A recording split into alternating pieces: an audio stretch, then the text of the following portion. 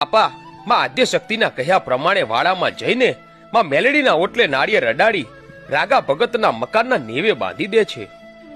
બરાબર એવા જ દિવસોમાં નેહડામાં બન્યું એવું કે એ સમયે લીંબડી સ્ટેટનો હુકમ ચાલતો હતો, એટલે નેહડામાં 5 માલધારી જુવાનિયાઓ કોઈ કારણસર વાંકમાં આવે છે અને એમને કારાગૃહમાં પૂરી દે છે। આ જોઈને નેહડાની વસ્તી કાળા આપણને પૂછવા લાગી કે તમે આ મેલડીનું એક નાળિયેર અહીંયા બાંધ્યું, ત્યાં તો અમારા ફળિયામાં 5 જુવાનિયાઓને કારાગૃહની સજા થઈ। આપા આ તમારી રજા, તમારો હુકમ અને માતા શક્તિ બોલી હતી, તો આ શું થયું ફળિયામાં? ત્યારે કાળા આપા રાગા ભગત અને ગેલાભાઈ આદ્ય શક્તિને અરજ કરતા કહે છે કે હે માળી, તું બોલી હતી કે મેલડીનું નાળિયેર બાંધવાથી રાગા ભગતના સપને દીકરી નહીં આવે।